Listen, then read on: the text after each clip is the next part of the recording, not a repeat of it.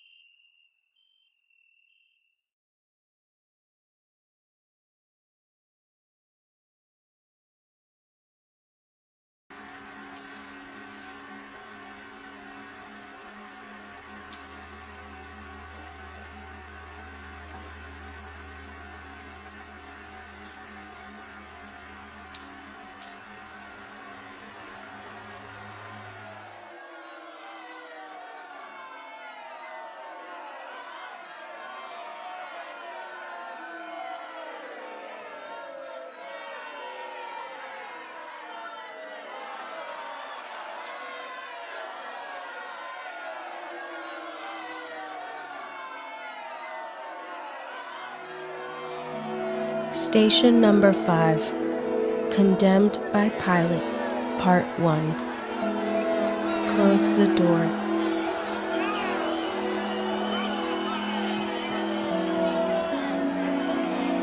Sit, relax, and pay attention. Listen and read. Listen to the crowd shouting as you read or listen to the story on the screen. Meanwhile, Jesus stood before the governor, and the governor asked him, "Are you the king of the Jews?"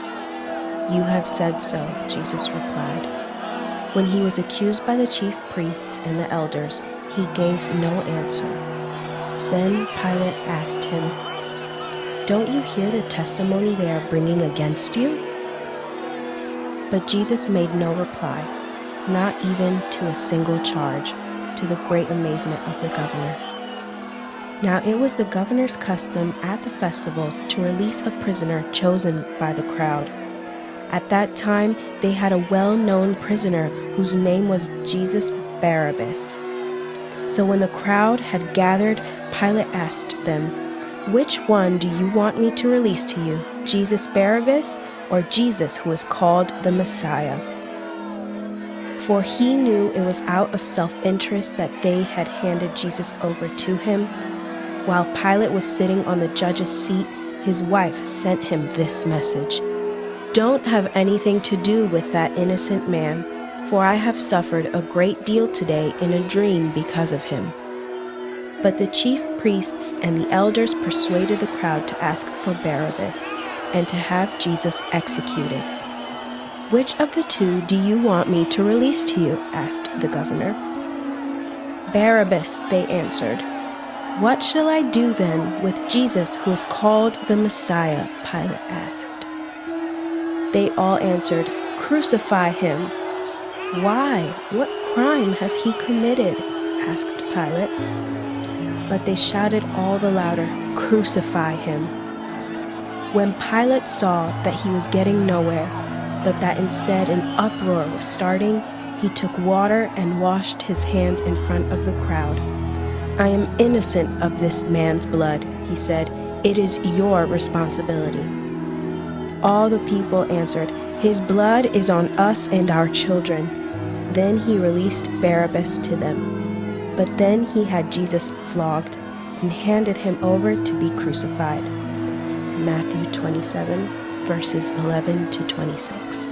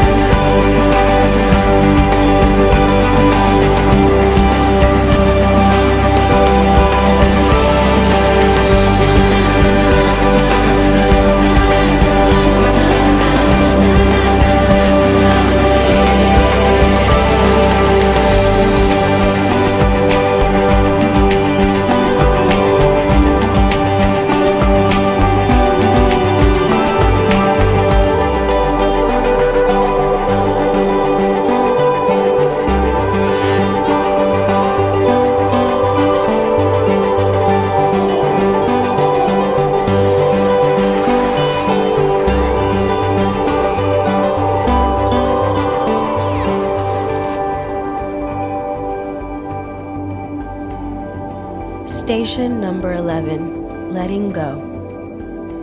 Reflect. Let the rock in your hand symbolize every sinful attitude and action. Let the rock in your hand symbolize all that you wish you weren't. Let the rock in your hand symbolize the shadow within. Let the rock in your hand symbolize the brokenness you have experienced. Let the rock in your hand symbolize the brokenness you have caused.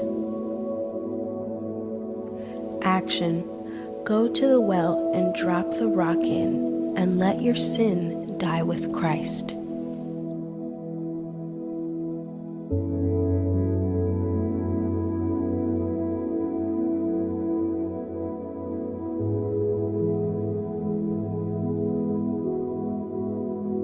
Read. If we've left the country where sin is sovereign, how can we still live in our old house there? Or didn't you realize we packed up and left there for good? That is what happened in baptism. When we went under the water, we left the old country of sin behind. When we came up out of the water, we entered into the new country of grace, a new life in a new land. Romans 6, verses 6 to 11. Could it be any clearer? Our old ways of life was nailed to the cross with Christ, a decisive end to that sin-miserable life. No longer at sin's every beck and call. What we believe is this: if we get included in Christ's sin-conquering death, we also get included in his life-saving resurrection. We know that when Jesus was raised from the dead, it was a signal of the end, of death as the end. Never again will death have the last word. When Jesus died, he took sin down with him, but alive, he brings God down to us. From now on, think of it this way: sin speaks a dead language that means nothing to you. God speaks your mother tongue, and you hang on every word. You are dead to sin and alive to God. That's what Jesus did. Romans 6, verses 12 to 14. That means you must not give sin a vote in the way you conduct your lives. Don't give it the time of day. Don't even run little errands that are connected with that old way of life. Throw yourselves wholeheartedly and full time.